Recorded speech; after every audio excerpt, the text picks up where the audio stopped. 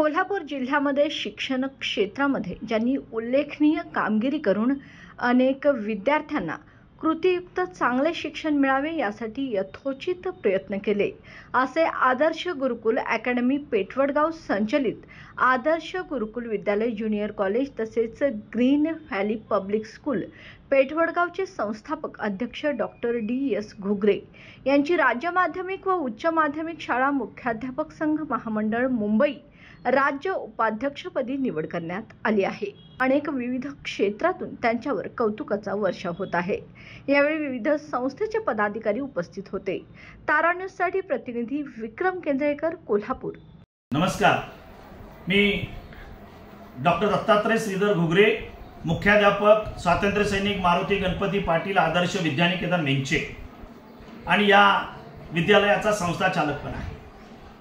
माझ्या आयुष्यामध्ये या संस्थेच्या स्थापनेपासून शिक्षक, मुख्याध्यापक, संस्थाचालक या सर्व पदावरती काम करत असताना या शिक्षण क्षेत्रातील अनेक समस्यांना सामोरं जात असताना मला अनुभवाची भर माझ्या आयुष्यामध्ये पडली।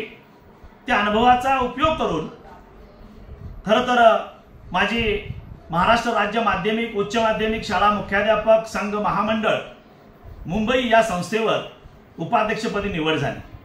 राज्य स्तरावर काम करण्याच्या दृष्टिकोनातून माझ्या पूर्वानुभवाचा नक्कीच मला उपयोग होईल याची मला खात्री आहे।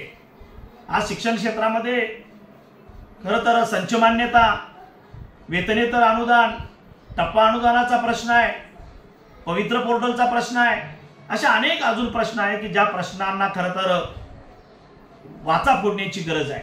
या संघटनेच्या माध्यमातून शासनाला मी विनंती करणार आहे, ही संघटना आमची ताकदीने पुढे जावी यासाठी आम्ही प्रयत्न करणार आहे आणि हे सगळे प्रश्न सुटावेत यासाठी निश्चित माझा प्रयत्न राहील। आज कोल्हापूर जिल्ह्यामध्ये आजपर्यंत मी काम करत होतो, आज राज्यस्तरावरचं काम करण्याची संधी मला मिळते आहे। राज्याच्या पदाधिकाऱ्यांनी सुद्धा माझ्यावर विश्वास ठेवून, माझ्या कामावर विश्वास ठेवून, माझ्या कर्तृत्वावर विश्वास ठेवून मला जी काही संधी दिली आहे त्या संधीचं सोनं करण्याचा प्रयत्न मी नक्की करेन। यासाठी मी माझ्या मित्रमंडळींना, कोल्हापूर जिल्ह्यातील मुख्याध्यापकांना धन्यवाद देतो आणि राज्य महामंडळातील खरं तर जे नेते मंडळी आहेत त्यांनी जो माझ्यावर विश्वास ठेवला त्यांनाही धन्यवाद देतो आणि आपली रजा घेतो। जय हिंद, जय महाराष्ट्र।